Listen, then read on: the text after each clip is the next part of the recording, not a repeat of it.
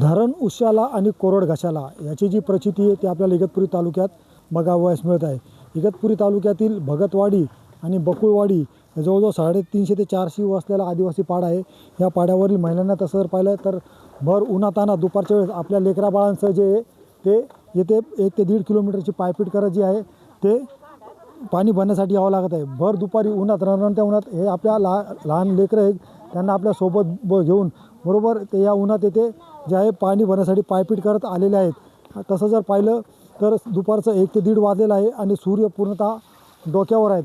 आपल्याबरोबर काही महिला आहेत, आपण त्यांच्याकडनं जाणून घेऊया नेमकी त्यांना या पाण्याच्या बाबतीत काय समस्या येत आहेत। जलजीवन मिशनचे कामं जे झालेले आहेत ते अजूनही अपूर्ण आहेत, तरी पण अजून ही कामं पूर्ण होतील कधी आणि यांच्या नळाला पाणी येणार कधी असा प्रश्न आता या महिला विचारत आहेत। आपल्याबरोबर येथील काही महिला आहेत, आपण त्यांच्याकडून जाणून घेऊया। आई काय सांगशील, काय प्रॉब्लेम आहे पाण्याचा? आमची पिढी चालले तरी आम्हाला पाणी नाही, पण आता तरी पाणी पाहिजे आम्हाला।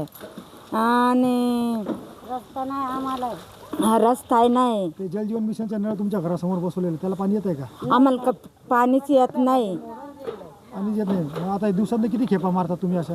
असे दिवसातून आम्हाला 4-5 खेपा करावं लागता भर उन्हाचे। म्हणला तर 2 सांगा आंघोळी काय पांघोळी, मग आम्हाला पाणी भरपूर पाहिजे।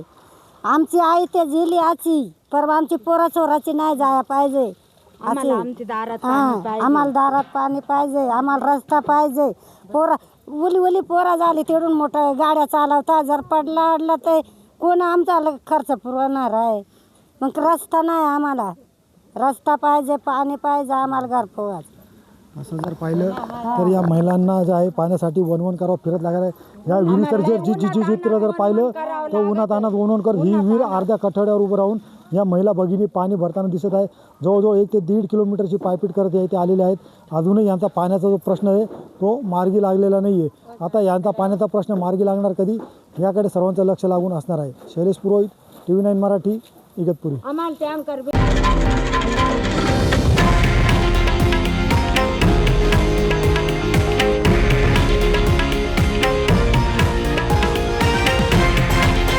हे आहे देशातील नंबर 1 न्यूज नेटवर्क आणि आपण पाहत आहात TV9 मराठी, एकमेव।